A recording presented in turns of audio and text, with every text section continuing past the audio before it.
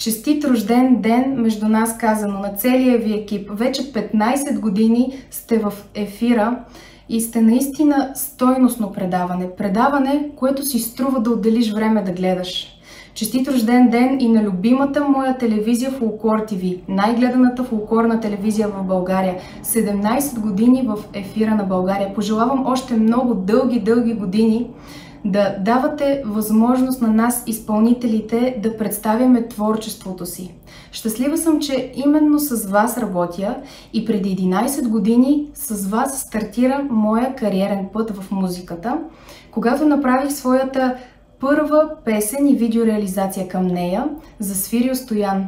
Заснехме клипа на Белово. Признавам, направих една песен просто защото много си мечтаех да запиша песен. Не съм си представила, че с това поставям началото си на своята кариера, която истински съм щастлива, че е успешна. И то успешна, разбира се, благодарение на моя екип Фолклор ТВ, на Павел Хаджиев, с който работя, който снима моите клипове, монтира, режисьор на клиповете ми. Разбира се, на човека, с който работя в студио вече много години, на Камен Танов.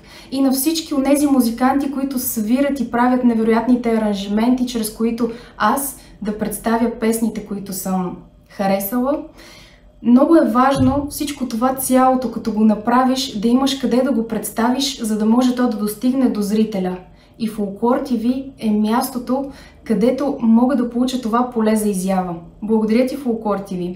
Благодаря на всички, на целия екип, които стоите зад тази телевизия, за тази успешна телевизия. Работите усърдно с любов към фолклора, така както трябва да се пипа фолклора, с нежна кадифена ръкавица, с много уважение към него трябва да се подхожда.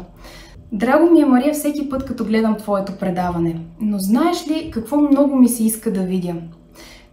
Ти каниш различни певци, които представят песни от различните фолклорни области на България. Много ще ми е интересно, ако всеки от тях донесе в твоето предаване по мъничко някоя рецепта за някоя типична гозба от неговия край или, например, да я сготвите в предаването, в ефир. Ще е много интересно, сигурна съм. И някой друг обичай, който се практикува в съответния край. Фолклор ТВ. Бъдете много здрави! Екипът на Фолклор ТВ за мен е нещо повече от хора, с които просто работя. Вие сте за мен семейство, защото гледаме в една посока, приятели сме, имаме една обща кауза да запазим нашия фолклор. И най-вече искам да благодаря на всички зрители, че оставате верни на Фолклор ТВ.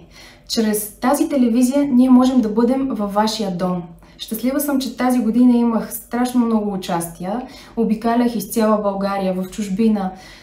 Срещах се с много почитатели на творчеството ми. Тепърва ми предстоят много концерти. Ето сега ще гостувам октомври месец на един голям международен фестивал Малешево пее и танцува. Там ще си попеем с всички мои приятели, които дойдат. Но за най-сигурна среща, скъпи зрители, пускайте Фолклор ТВ. Я излези, стара майко, на пенджерето. Я излези, стара майко, на пенджерето.